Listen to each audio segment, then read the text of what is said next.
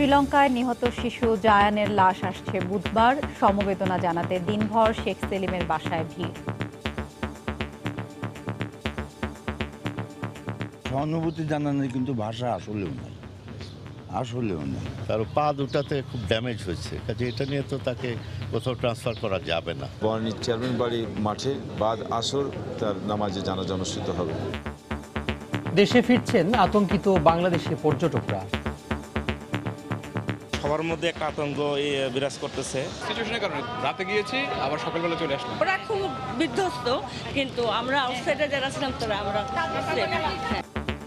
শ্রীলঙ্কায় সিরিজ বোমা হামলার দায় স্বীকার উগ্রপন্থী গোষ্ঠী জামাত আল তৌহিদের। সারা দেশে জরুরি অবস্থা জারি। দেখছিলেন প্রধান শিরোনাম। রাত 11টার সময় সঙ্গে আছি আমি তোহা খান তামিম এবং আমি হাফসাতুন্নেসা। এবার অন্যান্য শীর্ষ সংবাদ। শ্রীলঙ্কায় হামলার পেছনে থাকতে পারে আন্তর্জাতিক শক্তি। অপেক্ষাকৃত সহজ টার্গেট হিসেবেই বেছে নেওয়া হয় চার্জ, বলছেন বিশ্লেষকরা। হুমকির মুখে ধর্মীয় সম্প্রীতি। বাংলাদেশে বিনিয়োগের সুবিধা নিতে ব্রুনাইয়ের ব্যবসায়ীদের আহ্বান প্রধানমন্ত্রীর। সুলতানের সঙ্গে বৈঠকে 7টি সমঝোতা স্মারক সই। বাংলাদেশকে ব্যর্থ রাষ্ট্র করা বিএনপির উদ্দেশ্য, মন্তব্য 14 দলের। সংসদে এসে সরকারের সমালোচনা করার আহ্বান। একদলীয় শাসন প্রতিষ্ঠার চেষ্টা চলছে, অভিযোগ বিএনপির। বঙ্গমাতা অনূর্ধ্ব-19 গোল্ড কাপে দাপুটে সূচনা বাংলাদেশের। সংযুক্ত আরব আমিরাতকে 2-0 গোলে হারালো স্বাগতিকরা।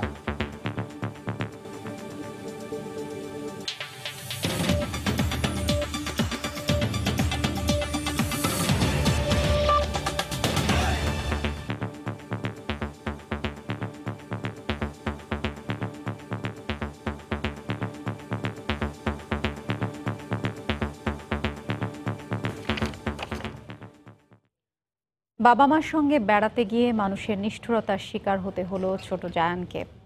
বুধবার সকাল 11:30টায় দেশে আনা হবে জায়ানের মৃতদেহ। গতকাল শ্রীলঙ্কায় সন্ত্রাসী হামলায় আওয়ামী লীগের সভাপতি মণ্ডলীর সদস্য ও সংসদ সদস্য শেখ সেলিমের নাতি জায়ান চৌধুরী নিহত হয়। গুরুতর আহত হন জামাতা মশিউল হক চৌধুরী। পায়ের আঘাত মারাত্মক হওয়ায় তাকে এখনই দেশে ফিরিয়ে আনা সম্ভব নয়। এদিকে সমবেদনা জানাতে সারাদিনই শেখ সেলিমের বনানীর বাসায় ছিল আওয়ামী লীগ নেতাদের ভিড়।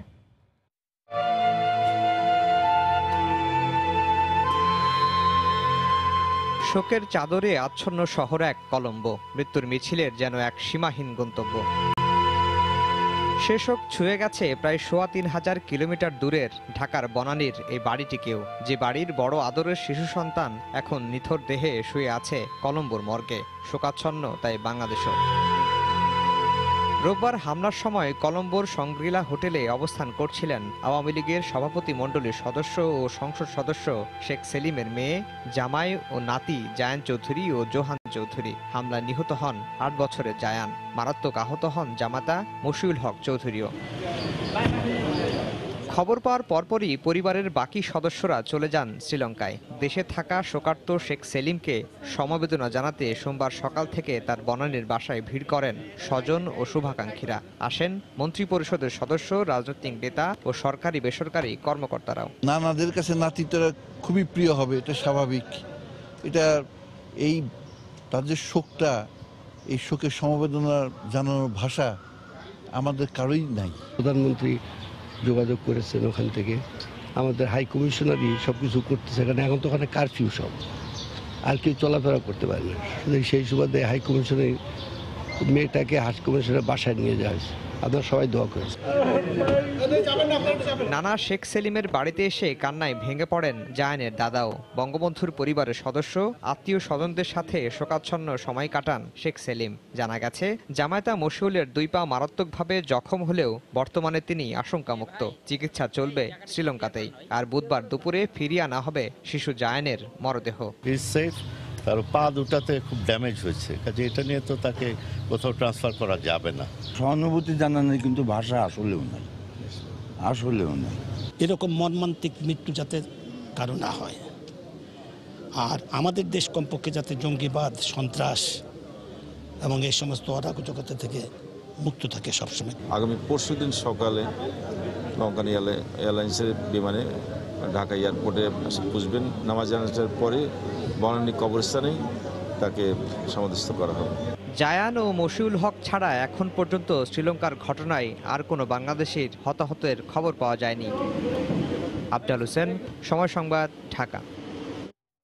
সিরিজ বোমা হামলার পর শ্রীলঙ্কায় অবস্থানরত আতঙ্কিত বাংলাদেশিদের অনেকেই দেশে ফিরতে শুরু করেছেন। বোমা হামলার পর দেশটির প্রশাসনের সহযোগিতায় সন্তোষ প্রকাশ করেন তারা। এদিকে শ্রীলঙ্কায় হামলার পর শাহজালাল আন্তর্জাতিক বিমানবন্দরে নেওয়া হয়েছে বাড়তি নিরাপত্তা ব্যবস্থা। রোববার শ্রীলঙ্কায় গির্জা ও হোটেল সহ বিভিন্ন জায়গায় বোমা হামলার পর আতঙ্কিত হয়ে পড়েন সেখানকার বাংলাদেশি সহ বিদেশি পর্যটকেরা। উৎকণ্ঠিত স্বজনরা যোগাযোগ শুরু করেন নিজ নিজ দেশের দূতাবাসগুলোর সঙ্গে। সোমবার বেলা 12টায় কলম্বো থেকে আসা শ্রীলঙ্কান এয়ারলাইন্সে বাংলাদেশে ফেরেন অনেকেই। এয়ারলাইন্সটি জানায় 250 যাত্রীর মধ্যে 200 জনই বাংলাদেশি। এদের মধ্যে বেশিরভাগই বেড়াতে ও ব্যবসার কাজে শ্রীলঙ্কা গিয়েছিলেন। রাতে গিয়েছি, আবার সকালবেলা চলে আসলাম। এই যে এখন চলে আসলাম সিচুয়েশনের কারণে। জি, সবার মধ্যে একটা আতঙ্ক বিরাজ করতেছে। দেন যার ইমার্জেন্সি নাই তারা সবাই চলে আসতেছে। Actually, this is the very, very bad experience. Sri Lanka is a very peaceful country. We not expecting like this same situation. তবে দেশে ফেরাদের কেউই হামলার শিকার হোটেলগুলোতে ছিলেন না বলে জানিয়েছেন। তবে বোমা হামলার পর শ্রীলঙ্কার প্রশাসনের সহযোগিতা ও নিরাপত্তা নিয়ে সন্তুষ্টি প্রকাশ করেছেন দেশে ফেরত আসা বাংলাদেশিরা। ওরা খুব কন্ট্রোল করেছে, খুব সুন্দর করেছে। ওরা খুব বিধ্বস্ত। এই ঘটনা হওয়ার পরে যাওয়া নিষেধ, দোকান যায় না। এদিকে শ্রীলঙ্কায় হামলার পর ঢাকার হযরত শাহজালাল আন্তর্জাতিক বিমানবন্দর এলাকার নিরাপত্তা ব্যবস্থা জোরদার করা হয়েছে। যে কোনো ব্যক্তি বা পরিবহনকে বিমানবন্দরে ঢুকতে বেরোতে একাধিকবার চেকিং এর মুখোমুখি পড়তে হচ্ছে। ফয়সাল মোর্শেদ, সময় সংবাদ, ঢাকা। বাংলাদেশে কোনো নিরাপত্তা ঝুঁকি না থাকলেও আইন শৃঙ্খলা রক্ষা বাহিনী সতর্ক আছে বলে জানিয়েছেন স্বরাষ্ট্রমন্ত্রী আসাদুজ্জামান খান কামাল। বনানীতে আওয়ামী লীগের সভাপতি মণ্ডলীর সদস্য ও সংসদ সদস্য শেখ সেলিমকে সমবেদনা জানাতে এসে স্বরাষ্ট্রমন্ত্রী কথা বলেন। নিরাপত্তা বাহিনী সর্বাত্মক সচেষ্ট আছে, সতর্ক আছে এবং এই ধরনের ঘটনা ঘটতে পারে এই ধরনের ইনফরমেশন আমাদের কাছে নেই। নিরাপত্তা বাহিনী এই দেশের জনগণ এই ধরনের জঙ্গিবাদ, এই ধরনের সন্ত্রাসবাদকে পছন্দ করে না, আশ্রয় প্রশ্রয় দেয় না, এই নীতিতে বিশ্বাস করে না বলেই আমাদের দেশ মোটামুটি শান্ত রয়েছে। যেইখানেই হুকুক, যেইটাই ঘটে থাকুক, এটা নক্করজনক এবং এই ধরনের ঘটনা যাতে না ঘটে সেই জন্য সবাই আমাদের ট্রান্সন্যাশনাল ক্রাইম এর উপরে তথ্য থাকার পরও শ্রীলঙ্কায় সিরিজ বোমা হামলা ঠেকাতে না পারাটা সে দেশের গোয়েন্দা ব্যর্থতা বলে মনে করছেন বিশ্লেষকরা। ভয়াবহ হামলার পেছনে দেশটির বাইরের কোনো শক্তি থাকতে পারে বলেও মত তাদের। অপেক্ষাকৃত সফট টার্গেট হিসেবেই হামলাকারীরা গির্জাকে বেছে নিয়েছে। এ ধরনের হামলা বিশ্বব্যাপী ধর্মীয় সম্প্রীতিকে হুমকির মুখে ফেলে দিয়েছে বলে মনে করেন বিশ্লেষকরা। খান মোহাম্মদ রুমেলের রিপোর্ট। ২৬ বছর বয়সী স্থায়ী গৃহযুদ্ধের বিভীষিকা কাটিয়ে শ্রীলঙ্কায় শান্তি ফিরেছে ১ দশক আগে। ২০০৯-এর পর শ্রীলঙ্কায় এত বড় রক্তপাত এটিই প্রথম। অন্যভাবে বললে গৃহযুদ্ধের সময় ১৯৯৫ সালে একই রকম একটি হামলায় মারা গিয়েছিলেন ১৪৭ জন খ্রিস্টান নাগরিক। কিন্তু দেশটিতে যখন আপাত শান্তি বিরাজ করছে, ঠিক সেই সময় প্রায় ৩০০ নিরীহ নাগরিকের প্রাণহানি, তাও ধর্মীয় উপাসনালয়ে, হতবাক করেছে পুরো বিশ্বকে। হামলার ২৪ ঘন্টার বেশি সময় পর শ্রীলঙ্কা জানালো ন্যাশনাল তৌহিদ আল জামাত আল ওয়াতানিয়া এই হামলার পেছনে জড়িত। বিশ্লেষকরা বলছেন এই নৃশংসতার পেছনে থাকতে পারে তৃতীয় কোনো শক্তি। প্রাইম মিনিস্টার রনিল বিক্রমাসিংহে বলেছেন যেটা যারা করেছে হামলাকারী তারা সিংহলের নাগরিক। কিন্তু এইটা এত অর্গানাইজ করার পিছনে আমার মনে হয় যে এটার মধ্যে বাইরের কোনো শক্তি বা সংগঠন, সমর্থন, অর্থ এগুলো থাকার খুবই সম্ভাবনা আছে। তারা বলছেন এই হামলার পর শুধু শ্রীলঙ্কা নয়, পুরো দক্ষিণ এশিয়ার নিরাপত্তা নিয়েই ভাবতে হবে নতুন করে। আমি তো অবশ্যই মনে করি যে এটা শুধু শ্রীলঙ্কার জন্য মাথা ব্যথা নয়, এই সারা বিশ্বের নিরাপত্তার জন্য বড় ধরনের মাথা ব্যথার কারণ হয়ে দাঁড়ালো। নিউজিল্যান্ডের ক্রাইস্টচার্চের পর শ্রীলঙ্কার কলম্বো রক্তের স্রোত বেড়েই চলেছে, আর এর ফলে বিশ্বজুড়ে ধর্মীয় সম্প্রীতি হুমকির মুখে পড়বে বলেও মনে করেন তারা। বিশ্বে আন্তধর্ম সহস্থানের যে জায়গাটি ছিল, সেই জায়গাটির একটা মহাপ্লাবন ঘটে গেল এই ক্রাইস্টচার্চের ঘটনার মধ্য দিয়ে এবং পরবর্তীতে এই ঘটনার মধ্য দিয়ে। এই পরিস্থিতি মোকাবিলায় সকল রাজনীতির ঊর্ধ্বে উঠে সবাইকে শ্রীলঙ্কার পাশে দাঁড়ানোর আহ্বান তাদের। খান মোহাম্মদ রুমেল, সময় সংবাদ, ঢাকা। রাত 11টার সময় আরও থাকছে। মাওয়ার ইয়ার্ড থেকে জাজিরা প্রান্তে পিলারের কাছে নেওয়া হয়েছে পদ্মা সেতুর 11তম স্প্যান। কাল বসানো হলে দৃশ্যমান হবে 1650 মিটার।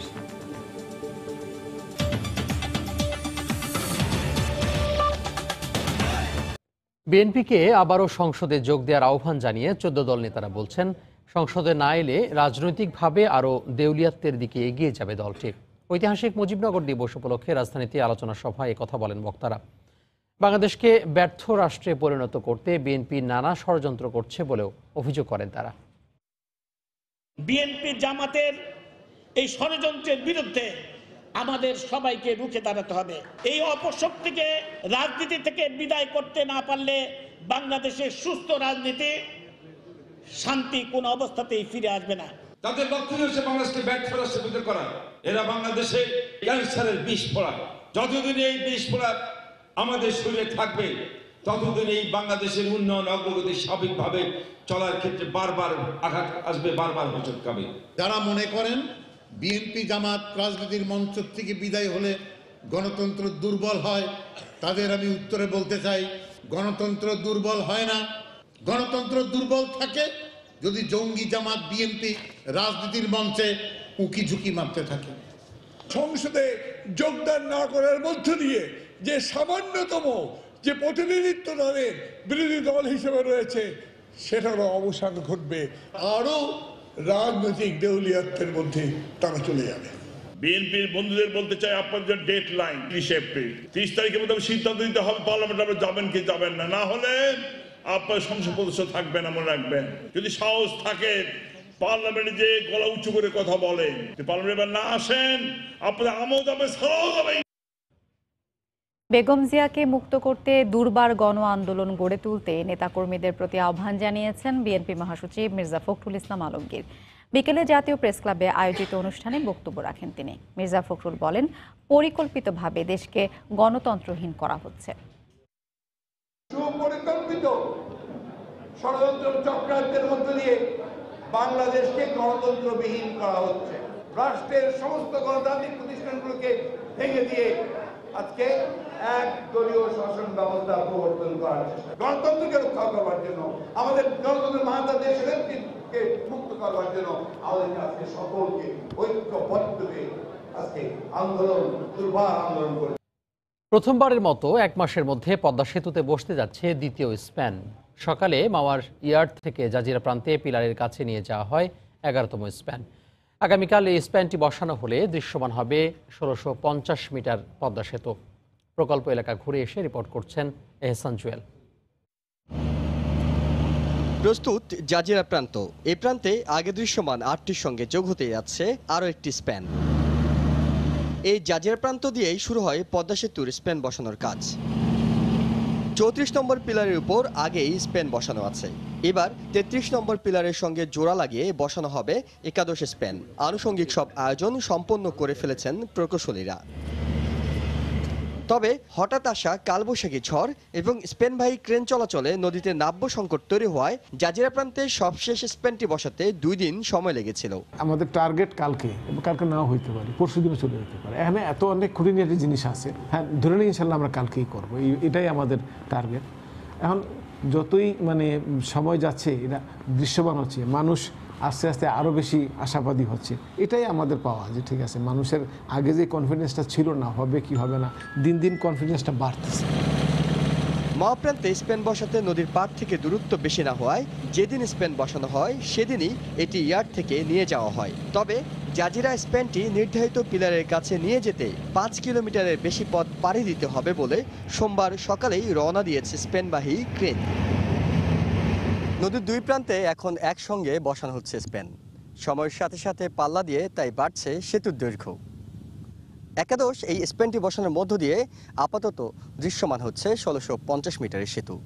তবে আসার কথা হলো, আগে একটির পর অন্য একটি স্প্যান বসাতে যে দীর্ঘ বিরতি পড়ত, সেটি এখন অনেক বেশি কমে এসেছে। এহসান জুয়েল, সময় সংবাদ, জাজিরা, শরীয়তপুর। স্ত্রীর স্বীকৃতি চাইতে গিয়ে লক্ষ্মীপুরে আগুন হামলার শিকার তরুণী ঢাকা মেডিকেলের বার্ন ইউনিটে মারা গেছেন। এ ঘটনায় 4 জনকে আটক করা হলেও অভিযুক্ত স্বামী পলাতক রয়েছে। শাহিনুরের জন্য বিলাপ করার কেউ নেই, স্বজন পাড়া প্রতিবেশী, বিদায়ের বেলা কাছে নেই কেউ। চেয়েছিলেন স্ত্রীর স্বীকৃতি, আর এতেই ঝলসে দেওয়া হয় তাকে। ঢাকা মেডিকেলের বার্ন ইউনিটে চিকিৎসাধীন ছিলেন। 30 ঘন্টার লড়াই শেষে থেমে যেতে হলো তাকে। আমরা রাতে যখন পাই তখন থেকে রোগীটা খুব খারাপ ছিল। সকালবেলাও আমরা ফলো আপ দিই, দেখার পর দেখা যায় যে তার স্যাচুরেশন অনেক কম ছিল এবং সম্ভবত বলা যায় যে আসলে ইনহেলেশন ইনজুরি ছিল তার। 1.5 বছর আগে মুঠোফোনের সম্পর্কের জেরে কমলনগর আইয়ুবনগর এলাকার সালাউদ্দিনের সঙ্গে চট্টগ্রামের রাউজানের মেয়ে শাহানুরের বিয়ে হয়। শুক্রবার বিকেলে স্ত্রীর স্বীকৃতি পেতে ওই এলাকায় যান শাহানুর। এ সময় সালাউদ্দিনের আগের স্ত্রী ও 2 সন্তানের সামনে স্ত্রীর মর্যাদা দাবি করলে সালাউদ্দিনের সঙ্গে বাগবিতণ্ডা হয় তার। পরে রোববার বিকেলে ইউপি মেম্বারের কাছে গেলে বিয়ের কাগজপত্র আনতে পরামর্শ দেওয়া হয়, কিন্তু কাগজ আনতে যাওয়ার কিছুক্ষণ পরেই তার শরীরে কেরোসিন ঢেলে আগুন ধরিয়ে দেওয়া হয়। আগুনের কারণে কিছু দেখা যায় না, পরে আমরা ফানে নিয়ে আসি, নিবানে পরে মহিলা দলা ধরে গেছিল এটার ভিতরে। তোমাকে আগুনটা কে দিছে তোমার গায়ে? তখন বললে যে আমার স্বামী আমাকে আগুন দিচ্ছে। বর্বর এই ঘটনার বিচারের দাবি করেছেন শাহানুরের স্বজনরা। এটা সুষ্ঠু নিয়ে বিচার চাই যেন আর কারো এই বিচার ঘটনা না হোক। এই ঘটনা তদন্তে এরই মধ্যে কাজ শুরু করেছে পুলিশ। এই মামলায় যারা যারা জড়িত আছে কাউকে আমরা ছাড় দিব না, আইনের আওতায় অবশ্যই আনবো এবং যথাযথ বিচারের ব্যবস্থা আমরা করব। ঘটনায় জড়িত সন্দেহে 4 জনকে আটক করা হলেও পলাতক রয়েছে অভিযুক্ত স্বামী সালাউদ্দিন ও তার স্ত্রী। তরিকুল ইসলাম সৌরভ, সময় সংবাদ, ঢাকা।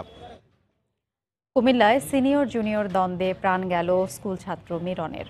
রোববার শবে বরাতের নামাজ শেষে ফেরার পথে স্কুলের বন্ধুদের ছুরিকাঘাতে মারা যায় মিরন।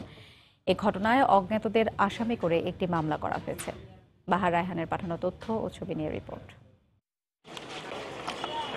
স্বজনদের অভিযোগ, কয়েকদিন আগে কুমিল্লা শহরের ঠাকুরপাড়া এলাকার স্কুল ছাত্র মুস্তাহিন হাসান মিরনের সঙ্গে সিনিয়র জুনিয়র নিয়ে তার স্কুলের 7ম শ্রেণীর কয়েকজন ছাত্রের সঙ্গে কথা কাটাকাটি হয়। রোববার রাতে মসজিদে শবে বরাতের নামাজ পড়তে যাওয়ার সময় ওই ছাত্রদের সঙ্গে হাতাহাতি হয় স্কুল ছাত্র মিরনের। এ সময় মিরনের পায়ে ও পেটে ছুরিকাঘাত করে পালিয়ে যায় ওই ছাত্ররা। দোনো সালেরে বলছি তোমরা একসাথে নামাজ পড়তে যাও। 11টার সময় খবর পাইয়া আমি হাসপাতালে গেছি। আমি আমার ছেলের হত্যাকারীর বিচার চাই, আর কিচ্ছু চাই না আমি। ঘটনাস্থল থেকে পাওয়া সিসিটিভি ফুটেজে দেখা যায় গুরুতর অবস্থায় কয়েকজন তাকে উদ্ধার করে নিয়ে যাচ্ছে। কুমিল্লা মেডিকেল কলেজ হাসপাতালে নিয়ে যাওয়া হলে মিরনকে মৃত ঘোষণা করেন চিকিৎসক। সবাই তো নামাজ পড়ার জন্য আসে, তো বন্ধুদের সাথে আসলে পূর্বশত্রুতা হয়তো কিছু নিয়েছিল। 2-3টা ছেলে, একটা ছেলেকে এখান থেকে চেঁচাইয়া ওই পাথরগুলো সামনে, এখানে পাথর আছে, পাথর এখানে নিয়ে রাখছে। রাখার পর তোরা আমরা যখন দেখতে পেলাম যে তার সমস্ত শরীরে ব্লিডিং, তখন ওই ছেলেগুলো বললাম যে কি হয়েছে না হয়েছে পরে দেখা যাবে, তোমরা আগে তার হাসপাতাল নিয়ে যাও। তদন্ত সাপেক্ষে হত্যাকাণ্ডে জড়িতদের আইনের আওতায় আনার আশ্বাস দিয়েছে পুলিশ। আমাদের কাছে 2-1টা নাম আসছে, যেটা নিয়ে আমরা কাজ করছি, তাদেরকে অ্যারেস্টের বিষয়েও আমাদের পুলিশ টিম বাইরে কাজ করছে, হয়তো যখন অ্যারেস্ট হয়ে যাবে। নিহত মিরন সদর উপজেলার বিষ্ণুপুর গ্রামের সিঙ্গাপুর প্রবাসী আবুল কালাম আজাদের ছেলে। সে কুমিল্লা নগরীর মডার্ন হাই স্কুলের 8ম শ্রেণীর ছাত্র ছিল। সময় সংবাদ, কুমিল্লা। যন্ত্রমানবের কণ্ঠে বাংলায় মুক্তিযুদ্ধের ইতিহাস। বলছি দেশে তৈরি হিউম্যানয়েড রোবটলির কথা। মানুষের মতো হাঁটতে পারে বাংলায় কথা বলতেও। শাহজালাল বিজ্ঞান ও প্রযুক্তি বিশ্ববিদ্যালয়ের 5 শিক্ষার্থী তৈরি করেছেন রোবটটি। নওশাদ আহমদ চৌধুরীর ছবিতে আব্দুল আহাদের রিপোর্ট। আমি ভালো আছি, তুমি কেমন? নাম তার লি। বাংলা স্বরবর্ণ থেকে হারিয়ে যাওয়া লি ফিরে এসেছে রোবট হয়ে, যে তার 2টি পা দিয়ে মানুষের মতোই হাঁটতে পারে, কথা বলতে পারে বাংলায়। আমি বাংলাদেশকে ভালোবাসি। জানে স্বাধীনতা, মুক্তিযুদ্ধের ইতিহাস, গাইতে পারে গানও। কোনো কিছু জানতে চাইলে তার উত্তর দেয় সঠিকভাবে। আমার সোনার বাংলা, আমি তোমায় ভালোবাসি। লি বাংলাদেশের তৈরি একমাত্র রোবট যেটা হাঁটতে পারে। শাহজালাল বিজ্ঞান ও প্রযুক্তি বিশ্ববিদ্যালয়ের 5 শিক্ষার্থী রোবটের উদ্ভাবক। অতীতেও এই বিশ্ববিদ্যালয়ে রিভো নামে রোবট তৈরি হলেও সেটা শুধু কথা বলতো। ও বাংলা গান বলতে পারবে, জাতীয় সঙ্গীত সেটাও বলতে পারবে। আর আমরা চেষ্টা করছি যেন একটা মানুষের মতো করে কথা বলতে পারে। বাংলা কনভারসেশনের আমরা একটা আর্টিফিশিয়াল ইন্টেলিজেন্স ডেভেলপ করেছি। সোফিয়াকে আপনার ইংলিশে প্রশ্ন করতে হইতো, আর এই রোবটকে আপনি বাংলায় প্রশ্ন করেন, সে বাংলায় উত্তর দিতে পারবে। আমার কৃত্রিম বুদ্ধিমত্তা দিয়ে মানুষের উপকার করতে চাই। আগামীর পৃথিবী হবে রোবটের। বাসাবাড়ি, অফিস, আদালত সবখানে দখলে নেবে রোবট। লিখে দিয়েও দৈনন্দিন কাজ করানো যাবে অনায়াসে। যে কোনো একটা ইন্ডাস্ট্রিতে দিতে পারেন, ট্রাফিক কন্ট্রোলে দিতে পারেন, যেখানে হচ্ছে অনেক কিছুতেই দেওয়া যাবে। বাইরের দেশে যত রোবট আছে যেগুলো বাইপ্যাডাল ওয়াকিং, মানে 2 পায়ে হাঁটতে পারে, এমন রোবটে $মিলিয়নস খরচ করে ওরা। তো সেই হিসাবে আমরা এটার জন্য পেয়েছি 10 লাখ টাকা। আইসিটি মন্ত্রণালয়ের ইনোভেশন ফান্ড অনুদান দিয়েছে রোবট তৈরিতে। আরও সহায়তা পেলে এটিকে বিশ্বমানে নিয়ে যাওয়া সম্ভব। আসিমো এখন ওয়ার্ল্ডের অনেক ইন্টেলিজেন্ট একটা রোবট, যেটা কিনা সবচেয়ে স্মুথ হাঁটতে পারে। আমাদেরকে যদি ইনাফ ফান্ড ইনাফ স্পেস দেওয়া হয় এবং আমরা যদি সময় দিই, আমরাও আশা করতেছি যে ভবিষ্যতে আমরা ওই ধরনের রোবট তৈরি করতে পারবো। লির ওজন 30 কেজি। এর তত্ত্বাবধানে ছিলেন জনপ্রিয় লেখক ডক্টর মোহাম্মদ জাফর ইকবাল। প্রধান অতিথি তোমাকে সালাম। জয় বাংলা। আব্দুল আহাদ, সময় সংবাদ, সিলেট। এ পর্যায়ে শীর্ষ সংবাদগুলো জানিয়ে দিচ্ছি আরও একবার।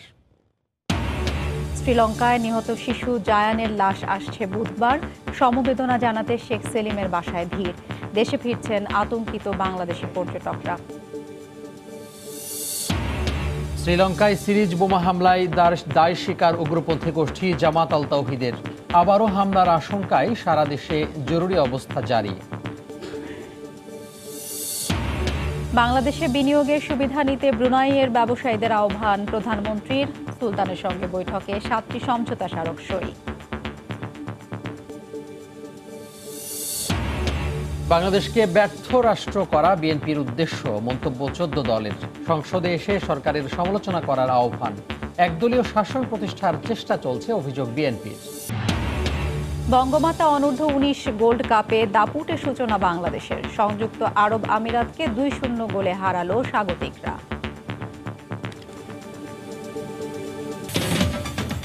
এই ছিল রাত 11টার সময়।